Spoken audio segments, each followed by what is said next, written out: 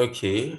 Good day, everyone. My name is Joseph Jayola. Welcome to my YouTube channel, JjaySpeaks. So today I'll be talking about scholarship application to abroad and how you can apply to scholarship. First of all, I want to thank everyone that is joining me live and so that we could, share this journey together. So this meeting should be brief as possible. Basically, a lot of people have like idea about what scholarship application is. So we try to be practical as much as possible. The first time I heard about scholarship application was like the kind of ones that you get in Nigeria. That's like all these MTN scholarship, NNPC and all. And I think the first time I heard about international scholarship was in my final year. Was a friend of mine. I think he has a lot of people who travel out and they get a lot of scholarships. So we just go out to academics area there in Obafemi University to go search for scholarship opportunities. But I didn't necessarily know what I was doing. I was not even passionate about it. And I think I'll just talk about you having passion for scholarship application, because scholarship application in itself is work. So if you are not interested, you get to a point where you just feel like, what's the point? Let's just stay in Nigeria. Tinubu is not that bad. We vote for him and we stay here in that sense. So what I did was I kind of did not like know so much about the scholarship thing, and then I went on to NYSC. Then I met some couple of guys, and the guy told me a little about it. Then COVID struck in 2020, and I think everybody was just like passionate about giving back information to people. And that was when I heard about a lot about scholarship. I got into some organizations that made me know about scholarship opportunities.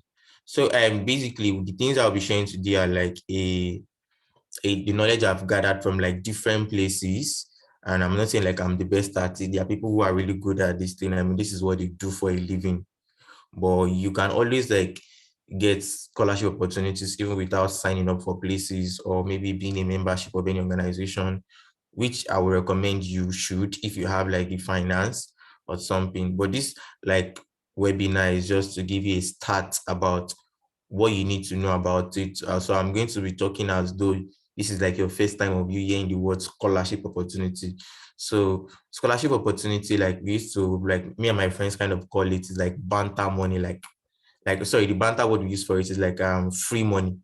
So free money, and one of the things used to say that free money is not free because you indirectly work for the free money.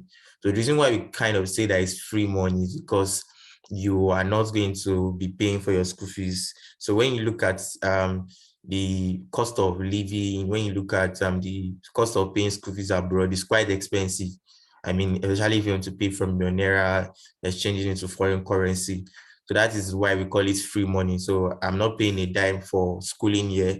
I'm indirectly being paid for reading my books. So that's why it's called free money. But when we now say free money is not free, means you have to put the work for it.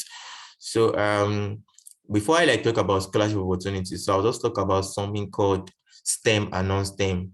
So STEM is the acronym for STEM. So and non-STEM is like what is not a STEM course. So STEM in basically in the United States or in abroad or maybe also in Nigerian context. So every course that you are studying is actually in this category. Is either your course is a non-STEM course or your course is a STEM course. So what does the word STEM mean? So STEM means science, technology, engineering, mathematics. So it means if you are studying a course related to science course, a course related to technology, a course related to engineering, a course related to mathematics. Meanwhile, there are some courses that it might look as though you're not clear. Is this a STEM course? Is this not a STEM course? But some courses are disguising, but most likely just, use your mind and categorize them under STEM or non-STEM. So if your course is clearly not in that category, you say non-STEM course. So for instance, somebody that studied like public administration, economics, banking and finance is a is a non-STEM course. But somebody that studied courses like statistics, biochemistry, microbiology, chemical engineering, that's a STEM course. So now, like, I hope that we've gotten the difference between STEM and non-STEM courses. So now, if your course is a STEM course, as if your course is related to science, technology, engineering, mathematics, So that you have higher chances of getting scholarship than somebody who studied a non-STEM course. So I will say that again. Somebody who studied a STEM course has higher chances of getting scholarship than somebody who studied a non-STEM course. Does it mean that people who don't study non-STEM course don't get scholarship? They do actually. I studied a non-STEM course in Nigeria, although my course is trying to disguise as though it's a STEM course, but I studied a non-STEM course and I actually got scholarship. So it means that so right now you need to start to ask yourself right now, is my course a STEM or a non-STEM course? So somebody who studied a STEM course, if the person is putting 60% effort, you studied a non-STEM course in Nigeria, you have to put like double that your effort because scholarship opportunities are not as much for somebody who studied a STEM course. And the thing about it is that, or the irony about it is that in Nigeria, the courses that looks as though they are not well rated are the courses that you actually get scholarship opportunity for in the abroad. So courses like if you study chemistry, right now is like you are studying a blood money course. It's like, the version of Ogunwo in Nigeria also. It's like you're studying a blood money course. If you study course like biochemistry, so those two courses I just mentioned are like one of the are like one of the top courses that get scholarship opportunities, even compared to medicine that people try to. In fact, when it comes to medicine can be quite complicated. So right now, you guys are doing your undergraduate or you are a graduate already, so you can't undo your program. But let's say you have somebody who is trying to like get admission and different stuff. So there's nothing wrong in discouraging them from studying courses like chemistry, biochemistry, because those courses are quite hard and they get more scholarship opportunity. So this is just to like tell you that, so if you are studying courses related to microbiology, biochemistry, all of those all of those sciences courses, and you feel like they do not make sense, they actually have international like relevance. So that's like that aside. But if you do not study a STEM course, so does it mean that you should not put effort to it? So you should actually. So like I said, I mean, just put the onus on you to like put more effort. Now, when people talk about scholarships, so there are people have like different dream countries. Some people might just want to go to India because they like India movies. Some people might want to go to China because they just like the productions that are happening in China. Some people might want to go to the United States. Some people might want to go to Canada. Maybe there's one LOML in that Canada that they know or something. So people have like different reasons for different countries. And most of those countries are like, people want to go to UK, maybe their uncle is in UK or something. And so people are just like, anywhere outside of Nigeria is, let's just leave this country. So our basic thing, first of all, is that, so I was just going to be talking about the pros and cons of each country, not each country. So I'll just categorize those countries into European countries. So when I mean European countries, I hope I'm correct.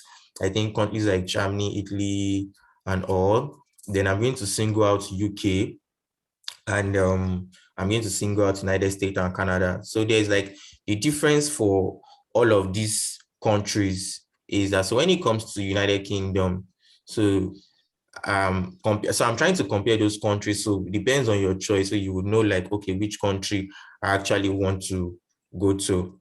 So if you want to go to the United Kingdom to actually study now, so when it comes to scholarship opportunities, UK is not big on fully funded scholarship.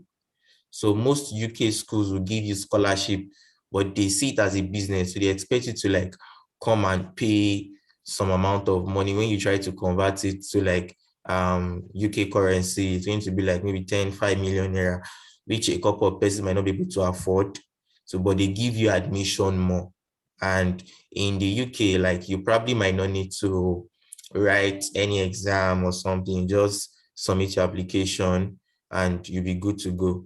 So, and one of the things UK has is that, so UK has this external scholarship.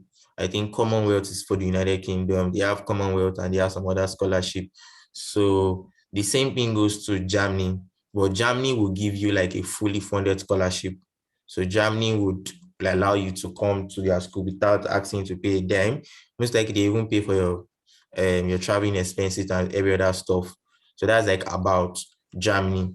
So, and what else? Italy also will give you a fully funded scholarship. United States and Canada almost kind of look alike.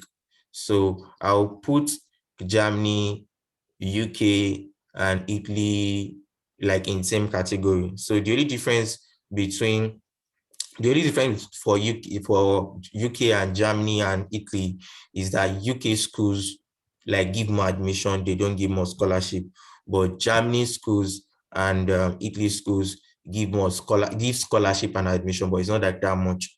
So like going down, so that's like a category, that's like category A. So for category B, we have schools like schools in Canada and schools in the United States.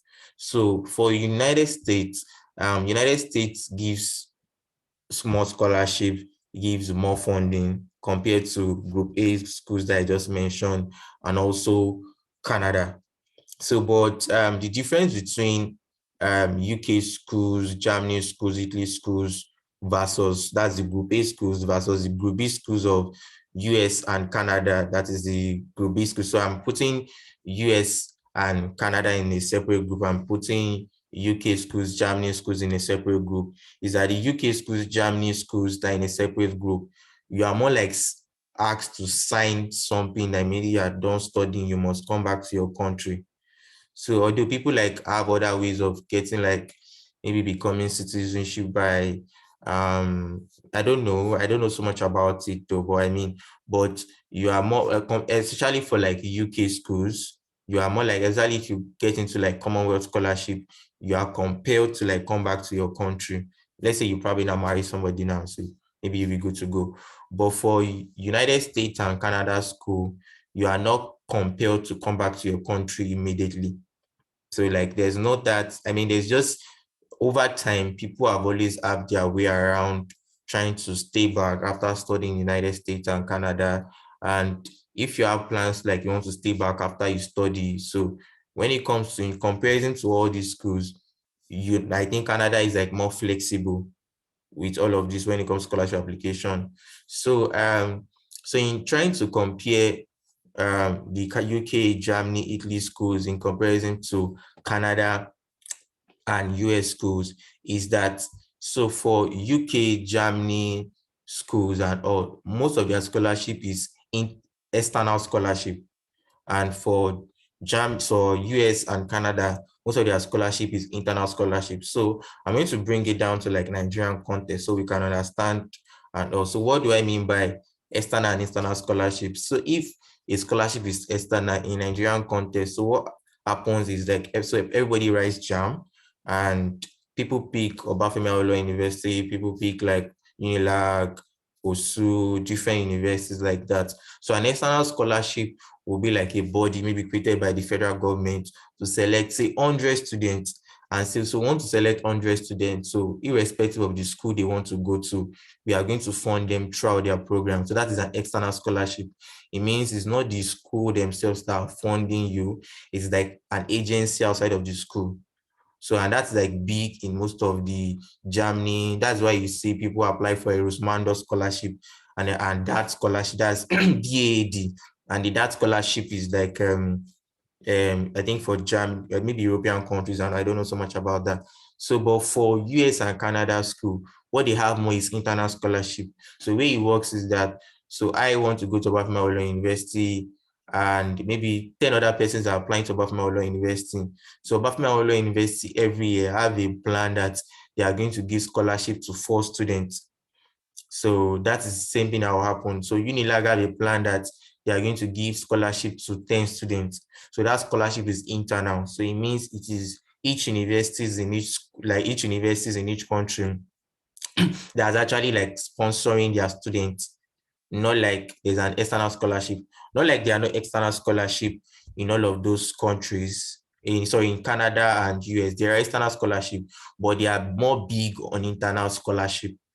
So looking at this comparison, it just shows you that if we have over like 4,000 universities in the United States, not all of them have scholarship, but let's say estimate of 2,000 have scholarship. That means each school has a scholarship compared to like all of these Germany schools and UK schools that is more of external scholarship. And those ones can be more competitive. But on the surface level, people actually think about it that, oh, it's actually harder to enter a school like United States or Canada. But when you look at it from like when you understand it better, it is easier to enter schools in the United States or in Canada compared to UK and Germany, because you are not competing against a limited amount of funding. And you know, the funny thing about that for United States is that it's not just even a school that is funding. So it's like each department has their funding. So it goes to departments, it goes to, and also that this brings it back to the concept of the STEM and non-STEM. So if a school is like STEM in United States, like if a program is STEM in United States, for instance, now maybe we have a school like University of Alabama in the United States. So their Department of Statistics will have more funding than their Department of Public Administration. So that is like the way it works. And the way they kind of get their funding is like, it's like companies that want to do research in those countries that will give the department resources that, okay, we want you to help us do research on better ways to do things. So it's like, say, KPMG Nigeria and giving, let's say, Unilag, Department of Petroleum, to do a research. So it is from the resources that that lecturer receives that is going to admit students and say, okay, I'll pay for your schooling while you guys will help me do this research that KPMG want to do. So that is like the concept of scholarship application and different stuff. So I think like making this foundation is really going to be helpful for making your choices. But say, so now the question is that, so what is the advantage of, so if you are a non-STEM, like if your course is a non-STEM course, I think you might actually have higher chances of getting scholarship for a school in the United Kingdom. I think there's a UK scholar, there's a particular UK scholarship, I think it's Commonwealth, that's more focused on leadership stuff, like your leadership, giving back to the society and different stuff. And I know people that they pick more for that scholarship are non-STEM. So if you are a non-STEM, you can decide to like look at maybe the external UK scholarship or something. But people have like different mindsets. So people just apply to all countries and they are willing to go to anywhere. But while I was applying, I did not apply to any country. I just focused on the United States because I know what I wanted. And basically, the United States is like one of the foremost study destination. So the only advantage of, because when I talked about US and Canada being in the same category, the advantage of Canada over US is that I mean, their citizenship is not like that complex. You can, I mean, things are straightforward in Canada. In the United States, things are not straightforward. Everything here doesn't follow the same rule. So I think they just have this kind of stringent policy and all. The only advantage of United States over Canada is that from your bachelor's degree, you can do a PhD straight up in the United States. So you don't have to do a master's first before you come to do PhD in the United States, which is not applicable in Canada and not applicable in most countries. That I think that can be applicable in Australia if you got it with a first class. So in the United States, first class or no first class, you can always come here directly and do a PhD. Now the question is that some persons are not even interested in doing a PhD. They're like, why should I even do a PhD? I think a master's is enough. And people are just looking for education as a means to probably leave the country or something. And the only advantage of doing a PhD is that so PhD like gives you longer time to stay in a country for you to like settle down. So PhD is, master's is like 2 years and PhD is like 3 years or thereabout. So if you are coming to United States and you haven't done your master's, like what they would do is that each school like have different policies. Some schools will say that they have like track 1 or track 2 or track A or track B. So for someone that has not done like masters and you're coming to the United States for a PhD from your bachelor's, you are going to do masters plus PhD, but they'll be calling it PhD for you. So but somebody that like maybe has done masters already will just come in and just do PhD directly. But in a way, you still be called the master student in code that is doing a PhD will still be called like a PhD student. So the advantage of doing a PhD, so not like in the United States also, so they have programs that are merely masters. People come here for their masters and they probably go back or do other stuff, and that's like for 2 years or maybe a year and a half. It depends on the program. So for doing a master's, if you are doing a master's directly and you don't want to do a PhD, the advantage of doing a PhD over a master's is that in the United States here, you have higher chances of getting scholarship than somebody who decides to say, I want to come and do a master's. So for instance, now, if we, let's say somebody is applying to University of Alabama Department of Statistics. So University of Alabama Department of Statistics, they have a budget every year that they want to give 10 new students scholarship. So the way their budgets work is that they will give, let's say out of those 10, they might say 7 students will be PhD scholarship and 3 would be master scholarship. So he's just trying to explain that they give more of PhD scholarship compared to like master scholarship. And the reason is not far-fetched because they feel like PhD is like more of research and they want you to like do a research that would add value to them. They feel like masters, you just want to come and do 2 years and you're back to the industry. So not like a PhD student cannot work in the industry. And also here in the United States, people kind of, most PhD students, I mean, they were one of the highest paid persons. And I think it's very, I don't know the statistics though, maybe less than 10 to 20% of US citizens has a PhD.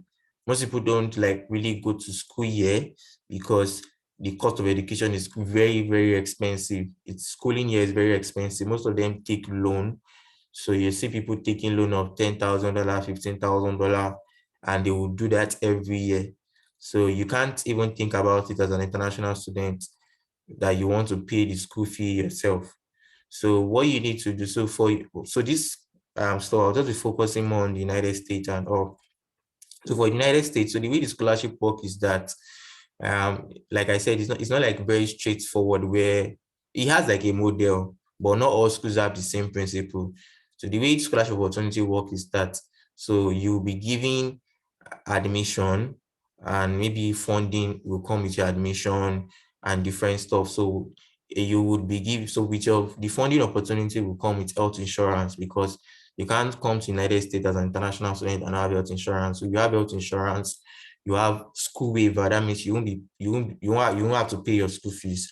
Although they are going to stay the amount of the school fees that okay. So this is like your school fees, but you're not paying the social amount, and they are going to give you monthly stipend. So monthly stipend, the stipend you'll be getting every month is enough to like make you survive.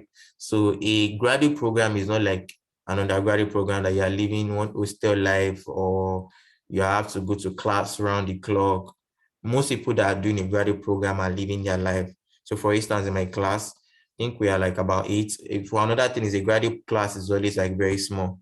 So most people are like married, they have kids, they work, and my classes are in the evenings, but for some other program, classes are in the mornings or thereabouts. So you come to class 3 days a week. I mean, you do more of assignments here. Assignment here is back to back. The assignment I've done here since I arrived is more than the one I did in my 4 years of undergraduate program.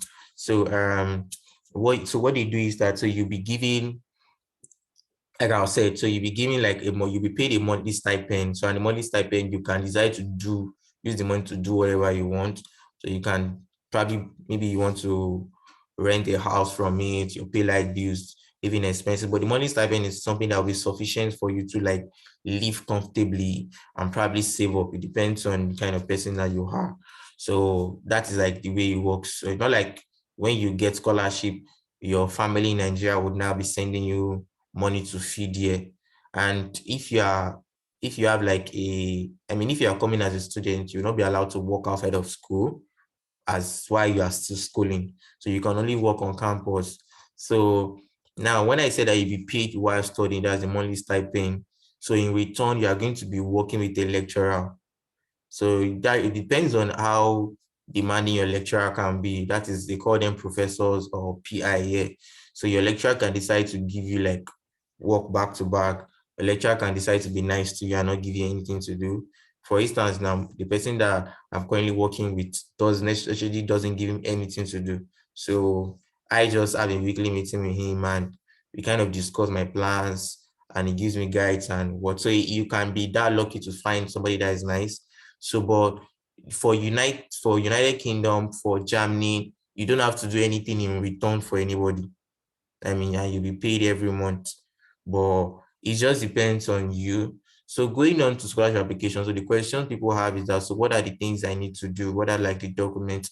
So I advise you, if you are undergraduate, let's say you are in your sophomore, first year, penultimate or final year. So this is the time for you to start gathering some of those documents. So one of the things you need is letter of recommendation.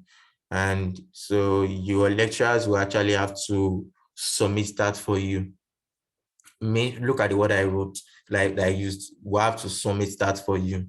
So because this is a recorded version, so I might not be able to say some stuff like in a recorded version and all. So your actual lecturer will have to like submit that for you. So one of the things you have to do is to have a working relationship with your lecturer. So not all your lecturers, I mean, you should have a working relationship with your lecturers, but just work out maybe about 3 lecturers, because some schools require 2 to 3 letter recommenders, so that you can have a backup. You can be consistent right now to work with 4 lecturers. So what you need to do, if you're a graduate already, just try to once in a while send a monthly text message, because it's not being emotionally intelligent for you to just reach out to somebody from the blues and tell the person, oh, sir, I need a letter of recommendation because I want to apply to this school.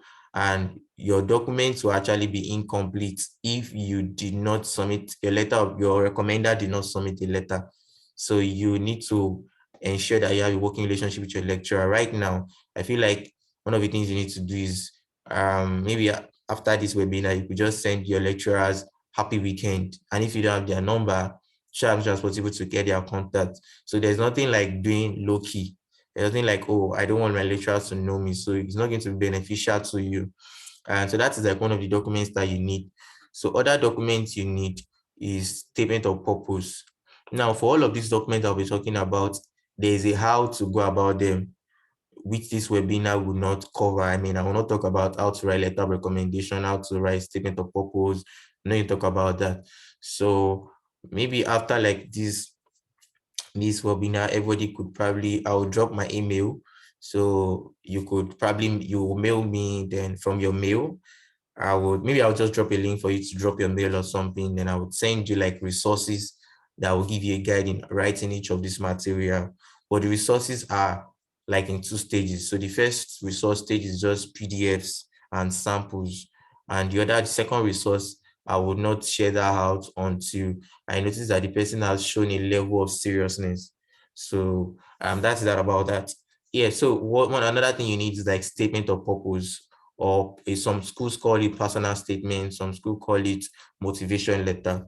So what it means is just like, is like the most important document you're actually submitting. So it is like, why should we give you admission? And the way you answer that is always like an overview of the way you answer that is like where you are coming from, where you are currently, and where you are going to. So it is those, because you would not be there when they're actually reviewing your document. And the thing about it is that students will be applying from different countries in the world, so just feel like limited slots. Like in my class now, I'm the only African.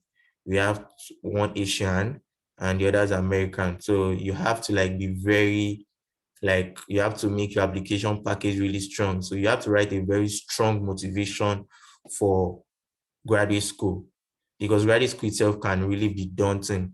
So the question about it is that, is it very hard to write those documents? Do I need to have like some special writing skills? You don't need to actually. When you read guides on writing those documents, you can always carve out ideas for yourself, and you always send it to different persons to review for you.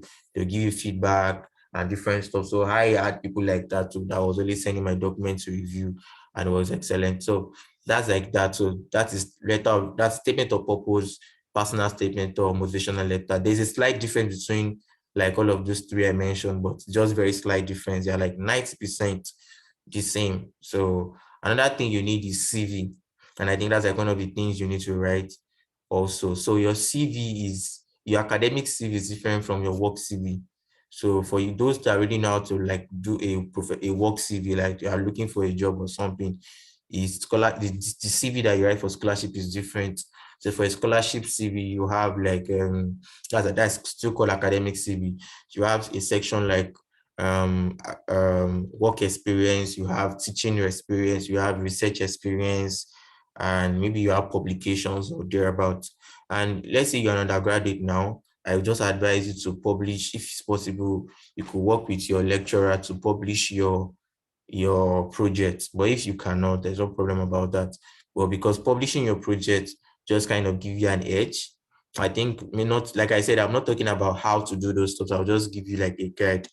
I think the stage level, the second stage of like the stuff on publishing, I think I would talk about that maybe when you have like the resources. So that is about writing your CV. So other documents you need, not documents, other thing you need is international passport. Right now, getting an international passport in Nigeria is war. So you can't decide to say, okay, I'm interested in scholarship. That is when I want to start to get my international passport. So if you are interested in scholarship right now, I feel like after this meeting, your next cash out or your next money that you have, you should try to get an international passport, because it can take almost forever to get an international passport in Nigeria. So what you need to do is try to get a shop log before you actually start your international passport. If you are in other states, apart from Lagos State, you should look out for other states. Getting it in Lagos State, because of the population and all, can be very, very like strenuous. So it's best you get your international passport ready. But having an international passport is like not the most important thing. The reason why you need to work on international passport ASAP is because you are basically not doing anything. You are not putting effort, like you're not writing a document or writing any exam for international passport. So, but by the time you need a national passport, let's say you want to write some exam, you cannot produce international passports in 2 days or in an hour. So you will need to have it already. So that's like the mindset. So you don't need to like be, I mean, you can be in your maybe final year or in your third year right now, you'll be like, I don't need scholarship opportunity right now.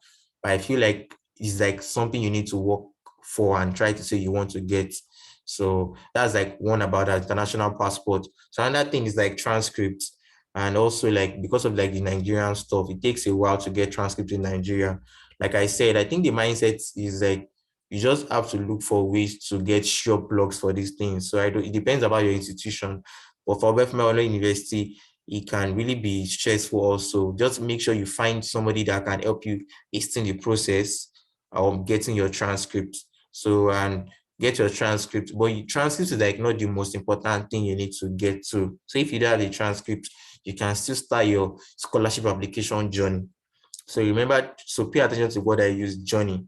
So most times from your time of application to your time of resumption, it takes over a year. So scholarship application is not something that, oh, I'm interested in going to the United States to study. Okay, so let me start now. Let me start like next week. And by prayer, by fire, by force, the scholarship will come. No, it doesn't work that way.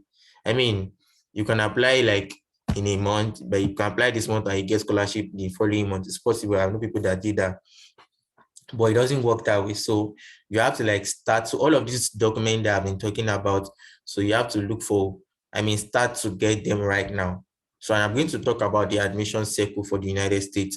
So another documents that you need, I think I mentioned statement of purpose, I mentioned CV, and I think those are like the documents, if I'm not forgetting other stuff.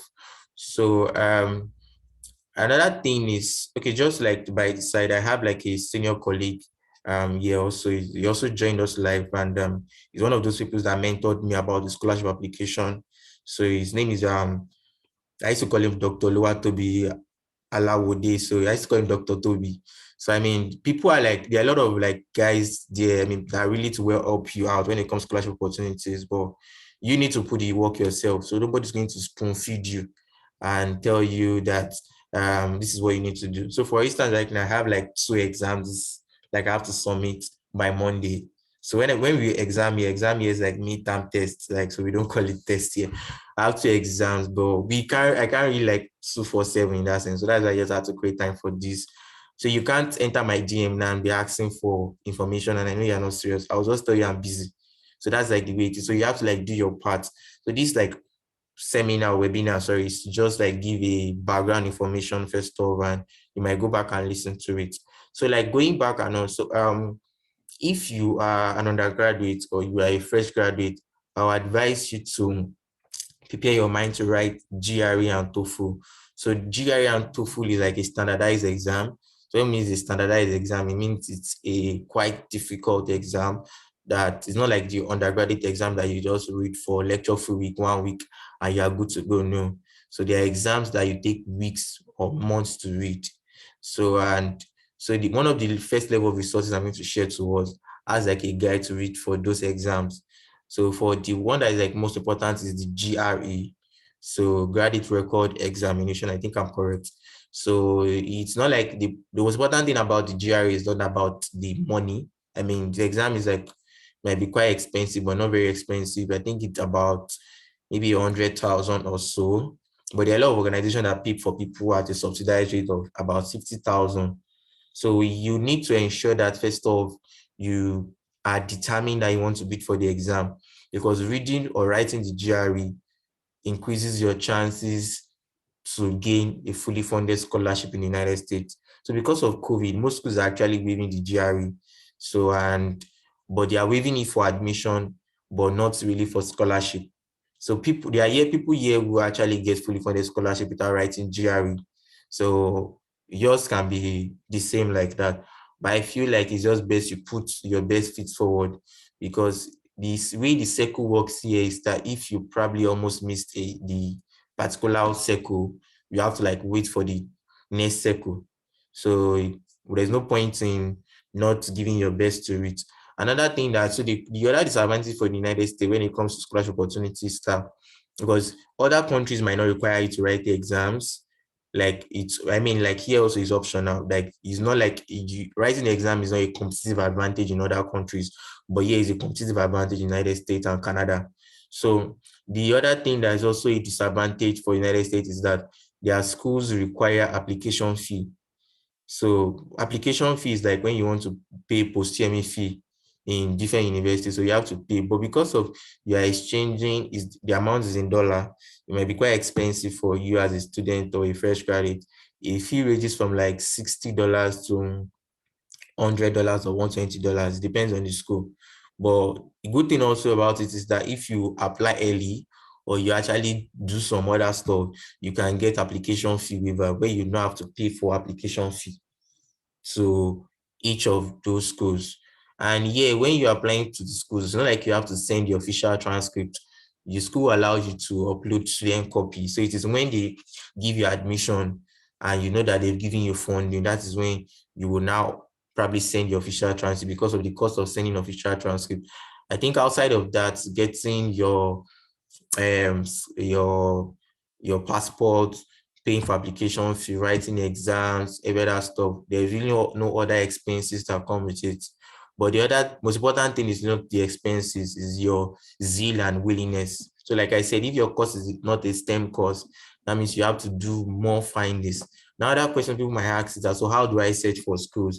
There are like different resources to search for schools. So that is like one of the resources. Like when I mean resources, like different websites that you can use to search for schools. One of them is PhDstipends.com. The stipend has S. I think I might just put it in the chat box. So the PhDstipend.com is like it's for like schools in the United States. Just check PhDstipend.com. But there are different websites used to check. That PhDstipend.com is just for PhD program.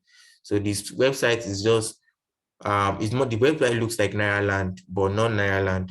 So it's like, real Nairaland work is that people write different opinion about what they believe about something. So the website is like for you to try to say, oh, my school is giving me funding. So as a PhD student right now, so I will go to PhDstipend.com and input that, oh, my school gave me so scholarship. So if you are trying to aspire to you want to study something like public administration right now, so just go to like the website and search public administration. So you're going to see all the people who wrote that their school gave them scholarship. So if somebody say, University of Texas gave me scholarship. Somebody wrote University of Pennsylvania gave me scholarship. Somebody say University of Florida gave me scholarship. So you are going to now check out those schools one by one.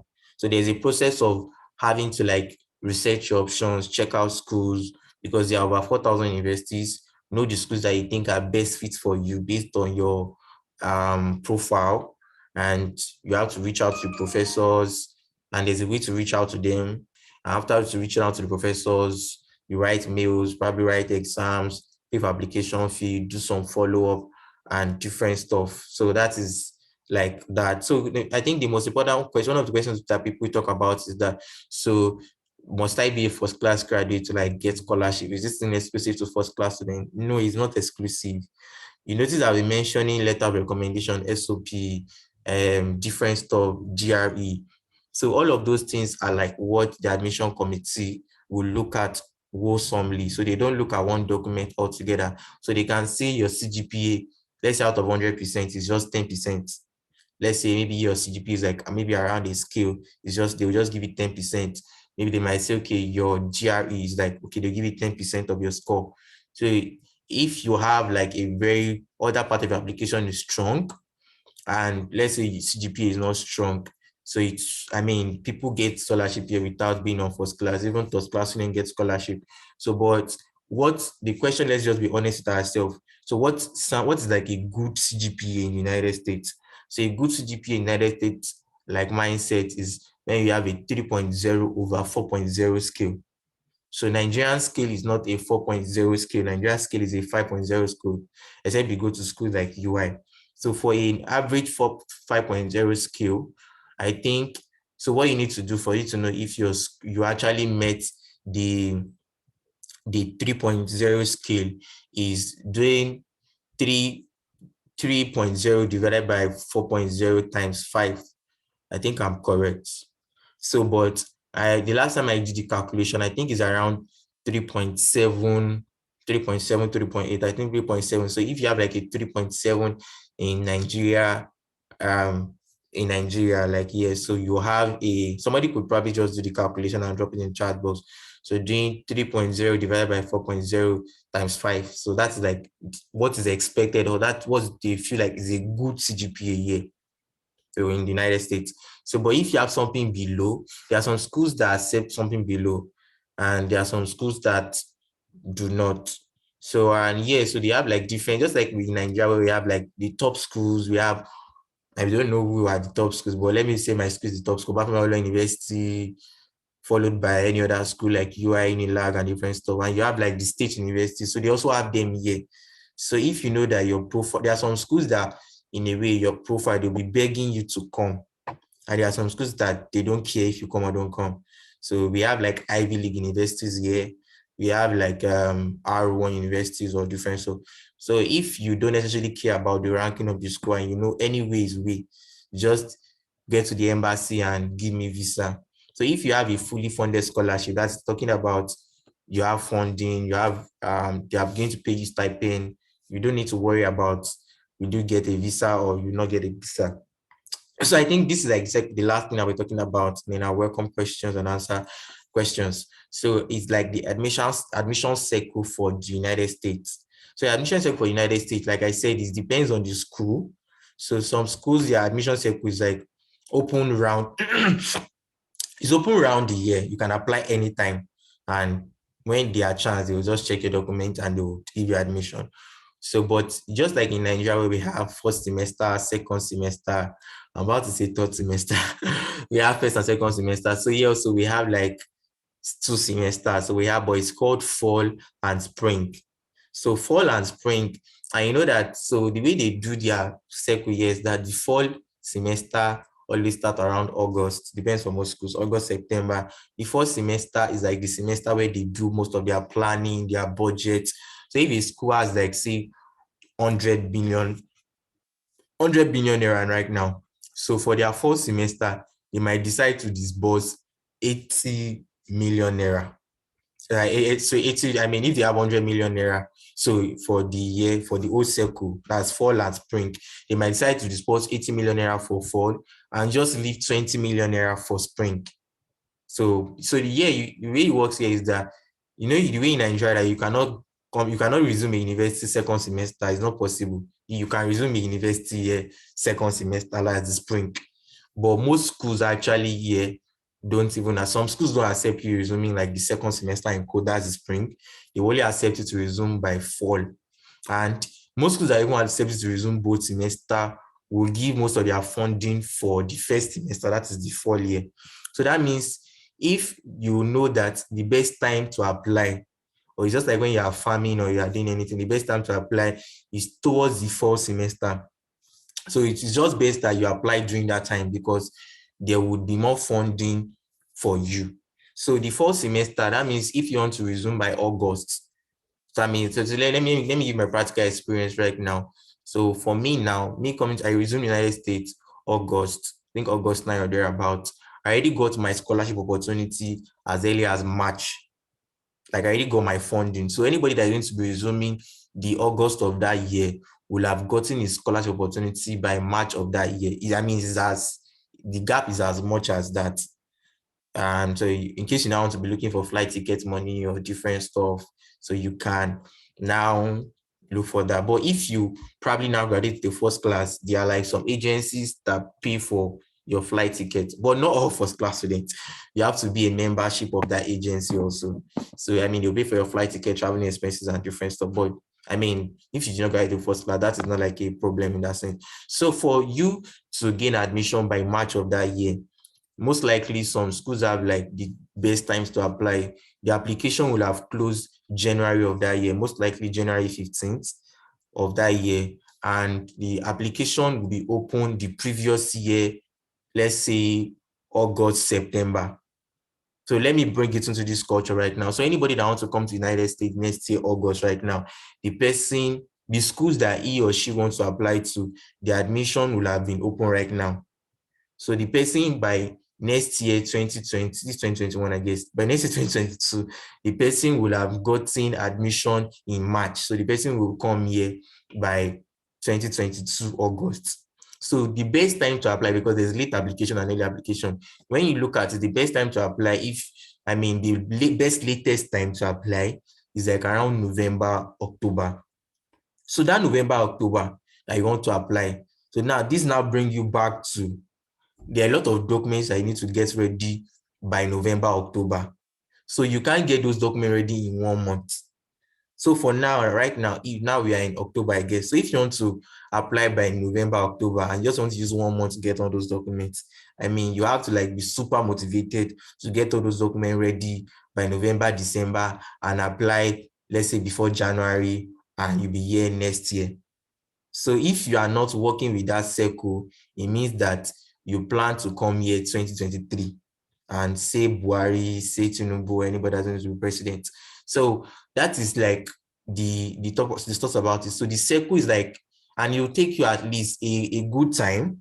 So giving an estimate, a good time for you to comfortably to look for those documents, to get them ready, superb on point, is 6 months. Now you can now, the question is that, oh, so do I have to like wait till like next year, April, so that I have to like wait for like the next four? I think if you are passionate about it, you can start to get those documents right now. So I'll just, first off, like before we ask our question, I think there are some things I missed out. I'm sure I missed out. I would like my big bros to just give us like some hints, some other stuff that I did not say, then we'll ask our question. So I don't know, over to you, Doctor. I don't know if you could unmute yourself. Okay, I think I've done that. Good morning, everyone. So I think he has. So let me start by saying my name is Oluwatobi Alaude. I'm a PhD student at the University of Florida in Gainesville. Attended Obafemi Awolowo University for my first degree and master's degree. I think what Joseph is doing is actually very, very commendable, and it's something that people pay to get. I know what I see online via LinkedIn, Twitter. You know, people make a lot of money from this kind of information that is trying to give to you guys. And I hope that you'll be able to make good use of this information to your benefits. He has actually done justice to, you know, the whole thing. He has mentioned quite a lot of things, although I joined up 37 or 38 minutes into the session. However, I will just try to talk about a few things, and most importantly, to motivate every one of us present here, because even those of us who are already here, we also need motivation in one way. Exactly. check up or not, send us money. We are schooling. So that is it. I just want to say that one major thing that I think I have seen that is always a very big problem with many people who find themselves in this kind of situation is one, the level of seriousness and the vibe, that level of seriousness that people show and the vibe that they exhume in this journey. I've seen cases where people will be like, oh, you have gone to the United States to study for a PhD. Oh, I have a master's degree. I have a first degree. I'm interested too. Oh, and I'll be like, oh, that's fine. Let's start. We can work something out. But you discover that after a month, you'll be the one looking for them up and down. You'll be the one sending them messages.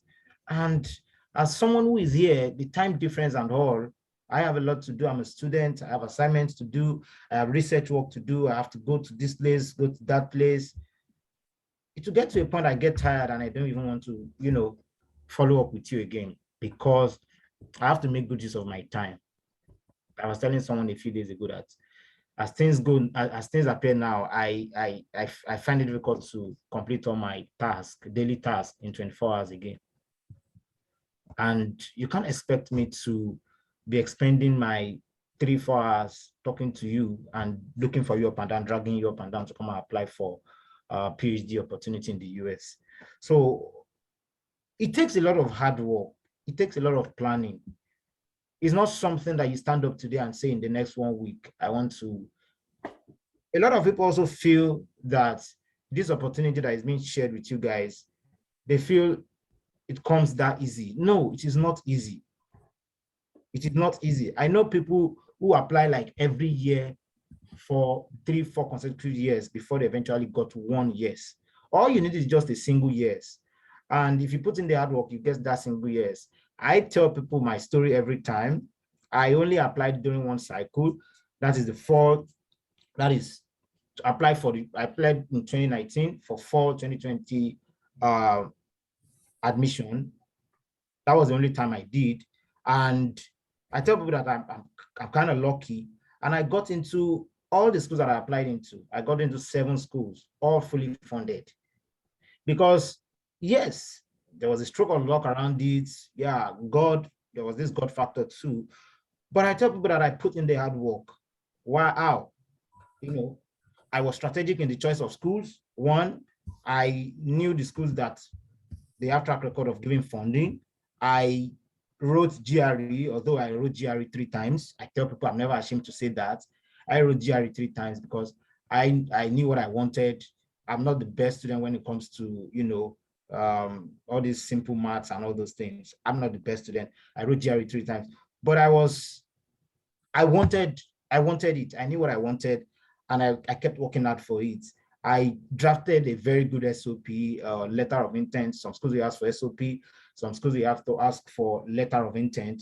They are almost the same thing, but just little difference. I put in the hard work and it paid off at the end of the day, to the extent that, I I sat down and started looking at which school will I attend, which should I pick. When you have that kind of, when you find yourself in that kind of situation, it gladdens your heart that you are even the one to pick the school that you want to attend. And all the school offered me good money. You understand? So I'm just trying to say all this because as you go on this journey, Joseph is there, you would want to rely on his experience, on his wealth of knowledge, but it cannot always be there. If he doesn't see the seriousness in you, he would not, there's nothing he can do. Or maybe you want to contact me. If I don't see the seriousness in you, there's nothing I want to do. I can't drag you. There was a boy who came to me about 2 or 3 months ago, said he wants to, apply, come to the US for his master's and all those things. I told him, I can't do anything for you. You are even a science student, not science student in our local palace. He's a STEM student. I think he studied geology at one of these state universities. But I told him that the first step to do is go and do a set of schools that even have master's offer master's degrees in geology or geological sciences. That's about 2 or 3 months ago. Till now, I've not heard from him. So you expect him to come back tomorrow to me, and you expect that I'll expend my time giving him all sorts of information and likes. I sent him a message once. He said he's still working on it. So we are taking 3 months to work on school search. Like, just do it. I told him, just do a search of 50 schools. I told him that when I was on this part, I did a search of schools, and the person who asked me to do the search for schools was surprised, was shocked at the number of schools I found that were offering my program. If I tell you, you'll be shocked, because not many people can take time to do that. I did an Excel sheet. I eventually lost that document. I did an Excel sheet of over 350 schools. What I did was I picked the school.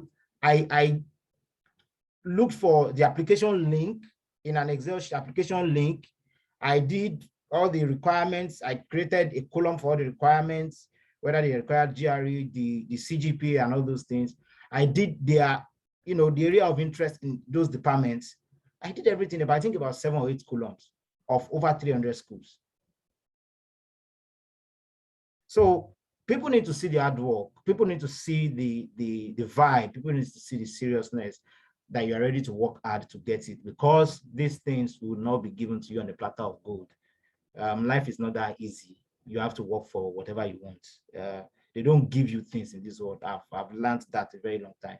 You have to fight hard for it. Life is not that easy. Then second thing, don't write yourself off. Don't allow yourself to be beaten down by probably your CGPA, like you mentioned, your CGPA. Or I think I want to say to those who are still undergraduate students that you might not have a very good CGPA by now, because I remember I was telling someone some days back that as at my 200 level, I don't know if I've told Joseph this before, as at my 200 level, my CGPA was under 3. Yeah, as at first semester of 300 level, my CGPA was under 3.0. And guess what? If I tell you what I graduated with, you'll be shocked. I graduated with a 3.98 CGPA. How? Because it got to a point I felt like this is the only thing I have. I don't know how to sew clothes. I don't know how to, although my dad was a mechanic, I wasn't interested in his work. My mom is a teacher. I never wanted to teach, all those things. But I just knew that I needed to work hard. And then was a time when a lot of people were going into banking industry. I'm talking about late 2000, 2009, 10. A lot of people were going into banking, what was it called? Graduate trainee, which I almost got one, but probably God just had a plan for me. If I had gotten it, I would not be here today. You understand? So then, and they always tell us that to get graduate trainee, you have to have at least a 2-1. And that was why in my 300 level and 400 level, I was reading like a mad person. I was sleeping in education library just to hide from people. But it paid off, because at the end of the day, I find myself here, and I know I find myself here because of the hard work I was able to put into my CGPA to push it upward. So don't write yourself up because of your CGPA. Even if you graduated with a 2.2, I tell people, I know people who graduate with 2.2 and they are here studying for their PhD, studying for their master's degree. Someone got into what's it called, Middle Tennessee State University.